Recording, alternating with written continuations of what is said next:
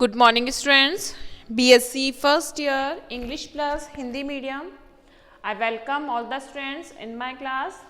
हमारा टॉपिक जो चल रहा था वो क्या था, oogenesis या अंडजनन का प्रोसेस. ठीक है, तो हमने उस प्रोसेस के बारे में लिखा था. oogenesis के प्रोसेस में कि जो oogenesis का प्रोसेस होता है वो स्पर्मेटोजेनेसिस के प्रोसेस से डिफरेंट है. क्या डिफरेंस होता है, वो डिफरेंस हमने देखा कि फर्स्टली ग्रोथ फेज में डिफरेंशिएशन है कि स्पर्मेटोजेनेसिस के जो प्रोसेस होता है उसमें जो ग्रोथ फेज है वो शॉर्ट टाइम की होती है, but in oogenesis it is a long time phase. Then अगर हम बात करते हैं तो oogenesis के प्रोसेस में जो फर्स्ट मैचुरेशन डिवीजन होता है वो अनइक्वल होता है और अनइक्वल डिवीजन्स के थ्रू क्या बनता है, वन सेकेंडरी oocyte बनता है और क्या बनता है, एक अनइक्वली शॉर्ट या माइन्यूट पोलर बॉडीज फॉर्म्ड होती हैं. और oogenesis का सेकेंड जो मैचुरेशन डिवीजन है उसमें भी अगेन क्या होता है, अनइक्वल साइटोप्लाज्मिक डिवीजन. यानी कि साइटोप्लाज्मिक डिवीजन क्या हुआ, सेल के अंदर न्यूट्रिटिव मटेरियल है. ठीक है, वो जो न्यूट्रिटिव मटेरियल है वो सारा न्यूट्रिटिव मटेरियल केवल एक सेल में आ जाता है और जो सेकेंड सेल डिवाइड होती है उसमें कुछ भी न्यूट्रिटिव मटेरियल नहीं रहता. तो जिस सेल में न्यूट्रिटिव मटेरियल ज़्यादा होगा वो क्या होगी, सेकेंडरी oocyte, वो फंक्शनल गैमेट है. जबकि जो माइन्यूट सेल होती है वो क्या हो जाएगी, एब्सेंस ऑफ यानी कि फूड की एब्सेंस की वजह से वो डिजनरेट या डाई हो जाती है. तो अगर हम बात करते हैं आफ्टर दैट oogenesis प्रोसेस यानी कि अंडजनन के प्रोसेस के बाद जो बनता है वो वन फंक्शनल गैमेट बनती हैं और 3 अनफंक्शनल बॉडीज बनती हैं. यानी कि केवल गैमेट क्या बनता है, एक ही फंक्शनल गैमेट बनता है.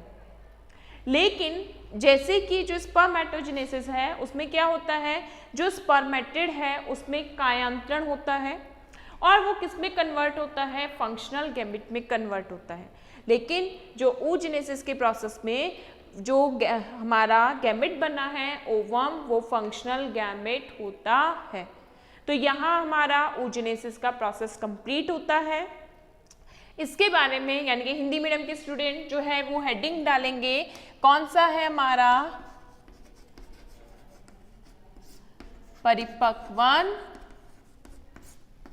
प्रावस्था, मैचुरेशन फेज. ठीक है, क्या डाल रहे हैं हम, परिपक्वन प्रावस्था या मैचुरेशन फेज. इसमें लिखना स्टार्ट करेंगे. वृद्धि प्रावस्था के पश्चात, वृद्धि प्रावस्था के पश्चात प्राथमिक अंड कोशिका में वृद्धि प्रावस्था के पश्चात प्राथमिक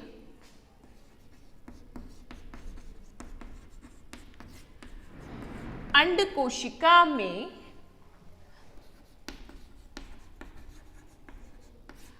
परिपक्वन प्रावस्था प्रारंभ होती है. कौन सी, मैचुरेशन डिवीजन प्रारंभ होगा, प्रथम परिपक्वन विभाजन जो कि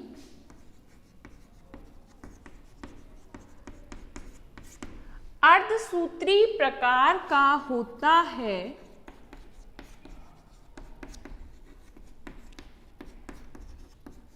प्रथम परिपक्वन विभाजन जो कि अर्धसूत्री प्रकार का होता है, इसमें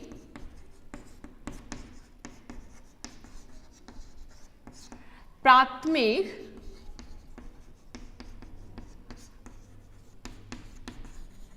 अंड मात्र कोशिका में अंड मात्र कोशिका में असमान कोशिका द्रव्य असमान कोशिका द्रव्य विभाजन होता है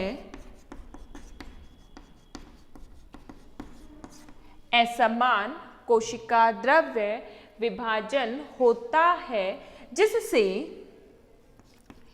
एक द्वितीयक अंडमात्र कोशिका द्वितीयक अंडमात्र कोशिका जो कि बड़े आकार की होती है जिससे एक द्वितीयक अंडमात्र कोशिका जो कि बड़े आकार की होती है तथा छोटे आकार की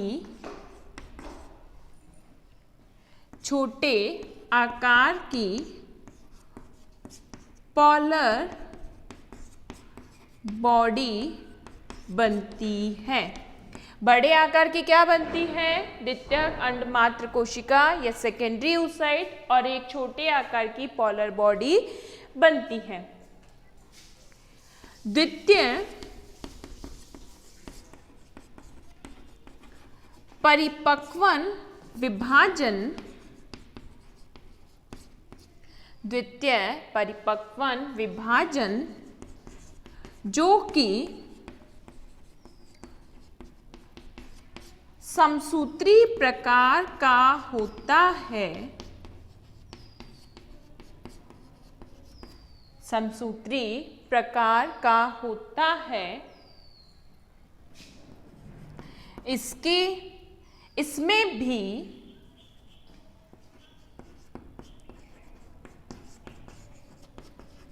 कोशिका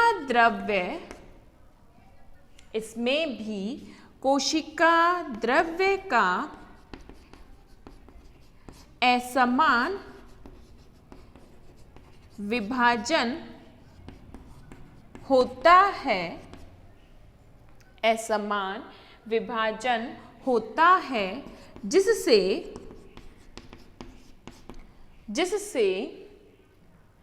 द्वितीयक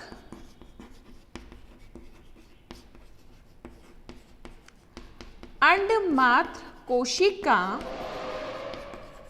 द्वितीयक अंडमात्र कोशिका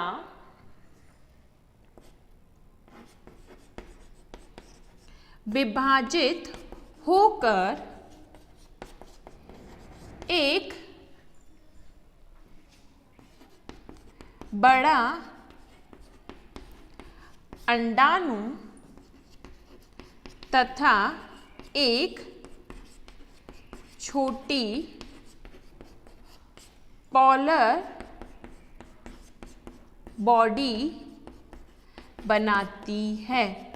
एक बड़ा अंडाणु व एक छोटी पॉलर बॉडी बनाती है तथा पॉलर बॉडी भी विभाजित होकर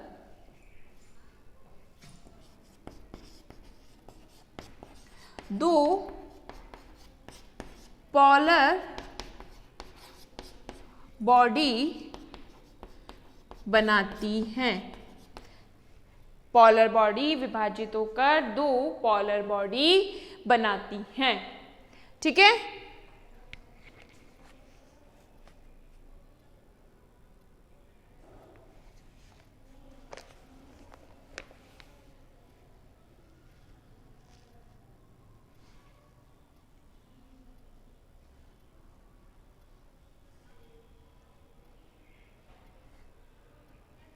इस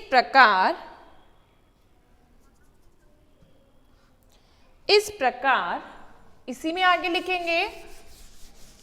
इस प्रकार अंड जनन की क्रिया में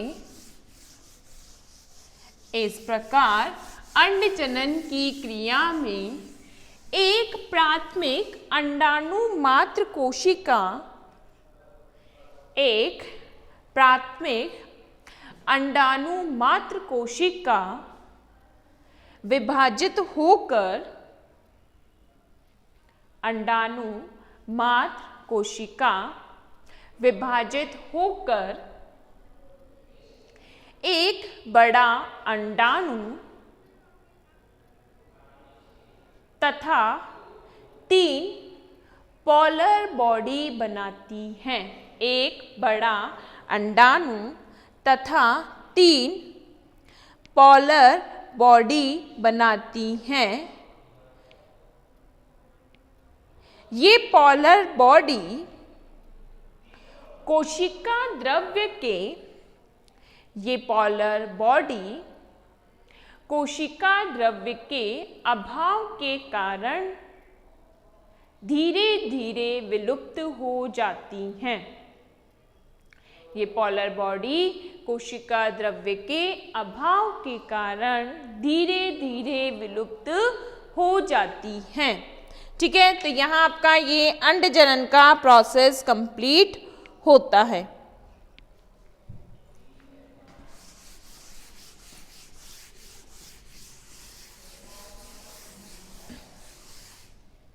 अब इस प्रोसेस का हम क्या बनाते हैं, फ्लो चार्ट बनाएंगे। ठीक है, क्या बना रहे हैं हम इसका, फ्लो चार्ट।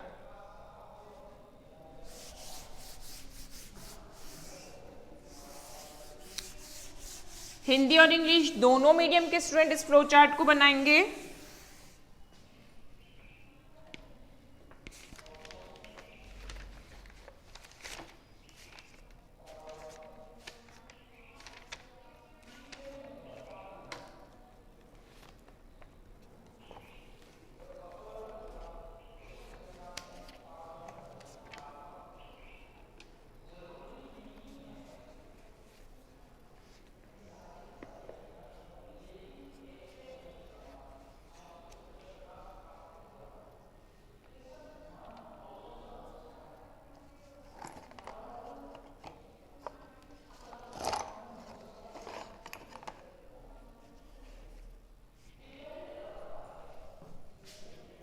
ठीक है, क्या है,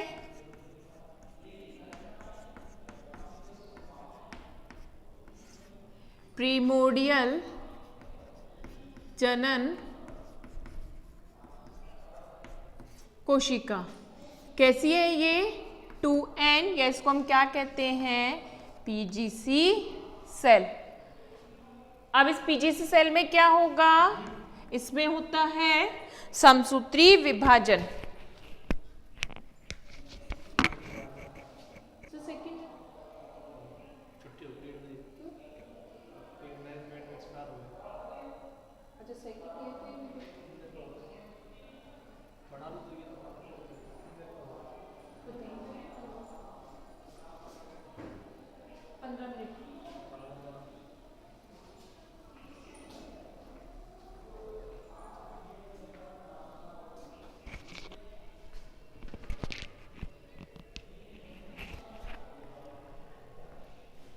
क्या है, प्रीमोर्डियल जनन कोशिका या पीजीसी सेल कहते हैं इसको। अब इसमें क्या होता है,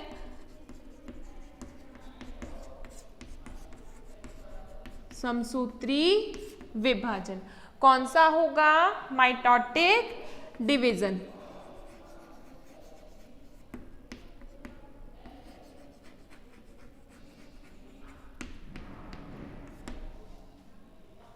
ठीक है, प्रीमोर्डियल जर्म सेल्स हैं तो इसमें क्या होगा, समसूत्री विभाजन होगा। क्या हो जाएगा, माइटोटिक डिवीजन। और ये क्या बनाती हैं, गोनिया।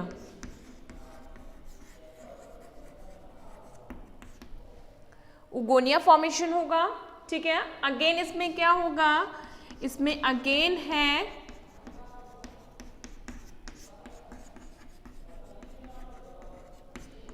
समसूत्री विभाजन, यानी कि माइटोटिक डिवीजन। इंग्लिश मीडियम के स्टूडेंट इंग्लिश मीडियम में नोट डाउन करेंगे एंड हिंदी मीडियम के जैसे वो चाहे।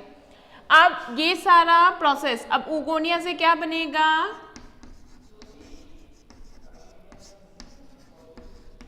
प्राथमिक अंड मात्र कोशिका, या इसको हम क्या कहते हैं, प्राइमरी oocyte। प्राइमरी oocyte बोलते हैं इसको, प्राथमिक अंडमात्र कोशिका या प्राइमरी oocyte बोल रहे हैं। ठीक है, अब ये जो प्राइमरी oocyte है, अब ये पूरा प्रोसेस किस में हुआ है, ये हुआ है हमारा गुणन प्रावस्था। क्या है ये, मल्टीप्लिकेशन फेज। ठीक है, यहां तक अब बात करी। अब इसमें क्या होता है, प्राथमिक अंडमात्र कोशिका के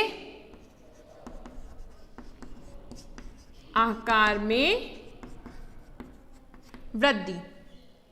ठीक है, क्या होगा, आकार में वृद्धि होगी।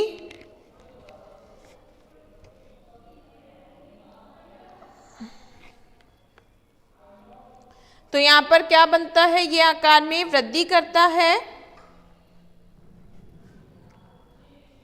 इसके साथ साथ जो होता है, प्राथमिक अंडमात्र कोशिका के साथ साथ यहां पर कुछ नर्स सेल्स भी बनती हैं, हमने देखा था। तो 1 मिनट इसमें क्या देखेंगे हम, साथ के साथ 1 मिनट।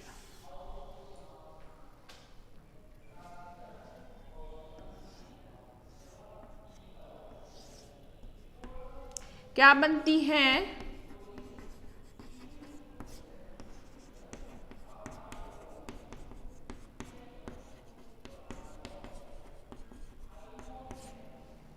अंडमात्र कोशिका, या इसको हमने क्या बोला है,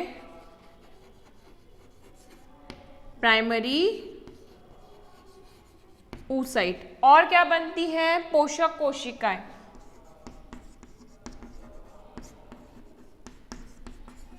या जिनको हम क्या कहते हैं, नर्स सेल, जो कि क्या करती हैं, प्राइमरी oocytes को क्या करती हैं, पोषण प्रदान करती है, यानी कि न्यूट्रिशंस प्रोवाइड करते हैं। तो ये सारा का सारा किस में हुआ है, यहाँ तक ये होता है कौन सी, प्रथम प्रावस्था, गुणन प्रावस्था में। अब इसमें क्या होगा, इसमें होगा पोषक पदार्थों का संचय, और क्या होगी, आकार में वृद्धि। किसमें, प्राइमरी oocytes में। और ये कौन सी फ्रेज आती है, ये आती है वृद्धि प्रावस्था, या जिसको हम क्या कहते हैं, ग्रोथ फेज। वृद्धि प्रावस्था, या इसको हम क्या कह रहे हैं, ग्रोथ फेज कहते हैं। ठीक है, यहां तक नोट डाउन करो।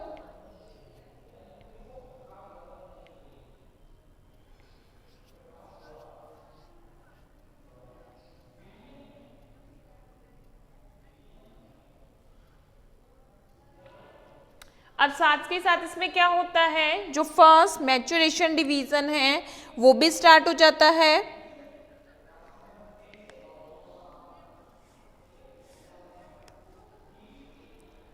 यहां तक नोट डाउन किया। ये क्या कराती हैं, ये नरिशमेंट। ठीक है, नर्व सेल्स क्या करेंगी, जो नरिशमेंट प्रोवाइड करती हैं, oocytes को क्या करती है, नरिशमेंट प्रोवाइड करती है। यहां तक नोट डाउन किया, ग्रोथ फेज हुआ। अब इसके आगे हम देखें,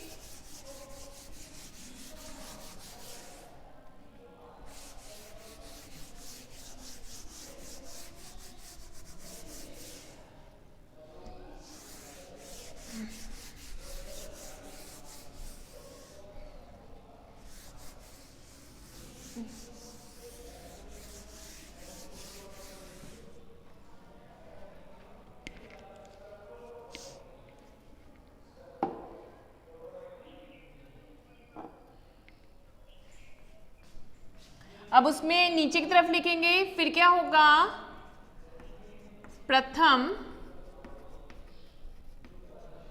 परिपक्वन विभाजन। उसी के आगे आप एरो बना के लिखेंगे, यहाँ स्पेस कम है इस वजह से लिखा है। क्या आ जाएगा इसमें, फर्स्ट मैच्योरेशन डिवीजन।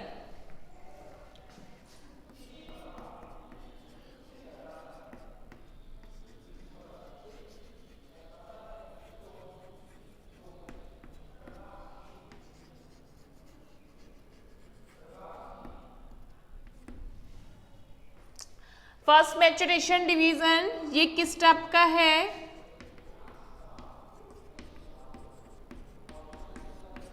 अर्धसूत्री है, यानी कि मियोटिक डिवीजन। मियोटिक डिवीजन है और इससे क्या बनती हैं,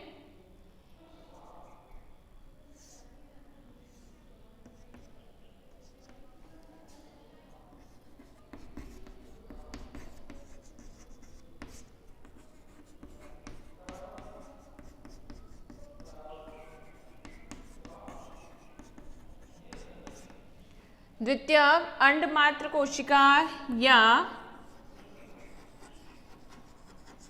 सेकेंडरी oocyte। और क्या बनती है,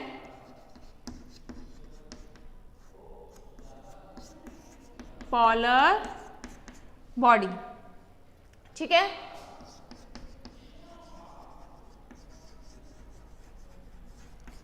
पोलर बॉडी बनेगी और यहां पर क्या है, असमान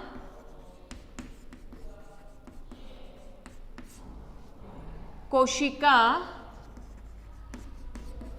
द्रव विभाजन। असमान कोशिका द्रव्य विभाजन यानी कि अनइक्वल साइटोप्लाज्मिक डिवीजन, या इसको हम क्या कर सकते हैं, अनइक्वल साइटोकाइनेसिस।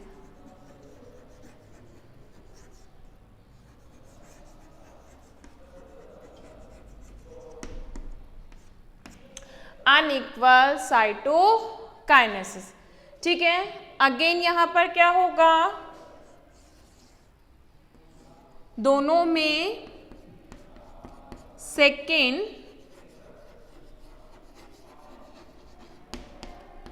मैच्योरेशन डिवीजन, दोनों में क्या होगा, सेकेंड मैच्योरेशन डिवीजन होगा। एक मिनट,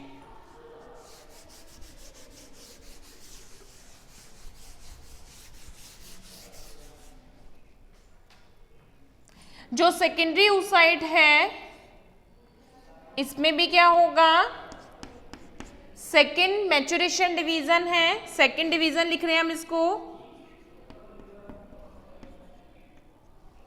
सेकेंड डिवीजन है। और क्या बनता है, ovum, ovum, one ovum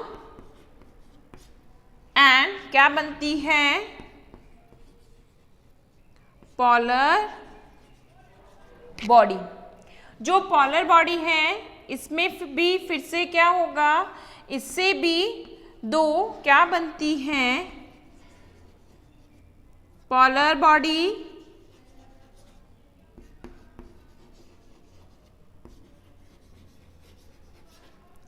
polar body. ठीक है, दोनों में ही डिवीजन कैसा है, सेकेंड मैच्योरेशन डिवीजन, और कैसा होगा, समसूत्री विभाजन। यहां पर भी क्या होगा, अनइक्वल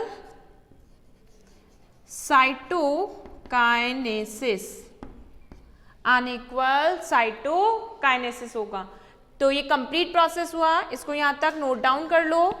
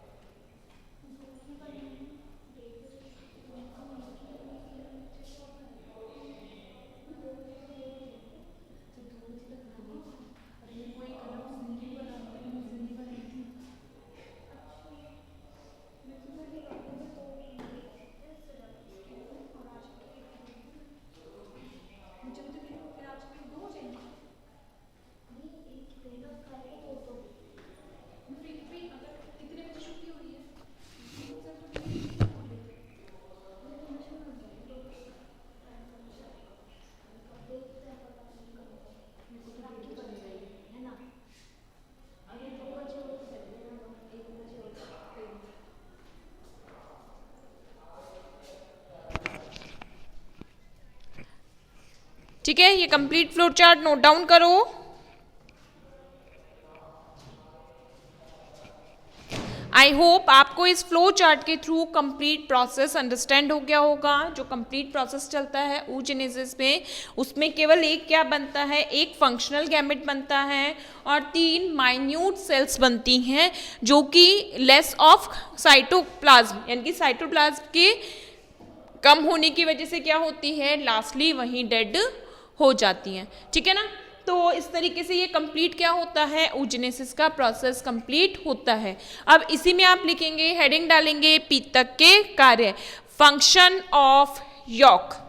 हमने वेटेलोजेनेसिस किया था, यानी कि पीतक जनन की क्रिया लिखी थी। अब इसके साथ ही हम क्या लिखेंगे, फंक्शंस ऑफ यॉक। अब क्या क्या होगा फंक्शन यॉक का, यानी कि पीतक क्या कार्य करेगा। सबसे इंपॉर्टेंटली अगर हम देखें तो पीतक का एक तो क्या काम हो गया, ये वृद्धि करने वाले जो अंडाणु है उसको क्या करता है, न्यूट्रिशंस प्रोवाइड करता है। ठीक है, तो हेडिंग डालेंगे पीतक के कार्य।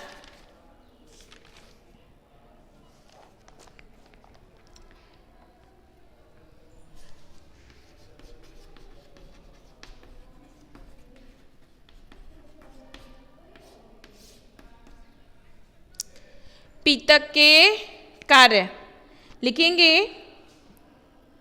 यह विकसित हो रहे भ्रूण को, नोट डाउन कर लीजिए, यह विकसित हो रहे भ्रूण को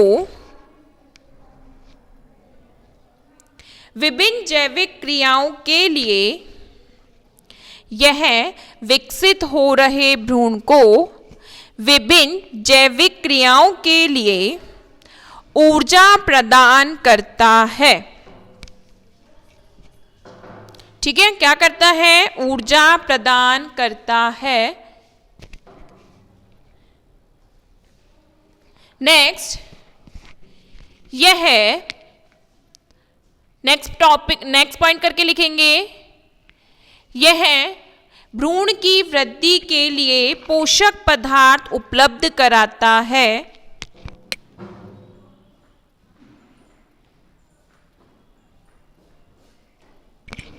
यह भ्रूण की वृद्धि के लिए पोषक पदार्थ उपलब्ध कराता है।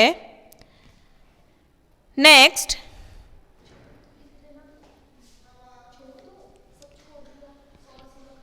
ठीक है, तो आज आपकी क्लास यहीं कंप्लीट होती है। नेक्स्ट क्लास में हम इस टॉपिक को आगे कंटिन्यू करेंगे। Thank you students.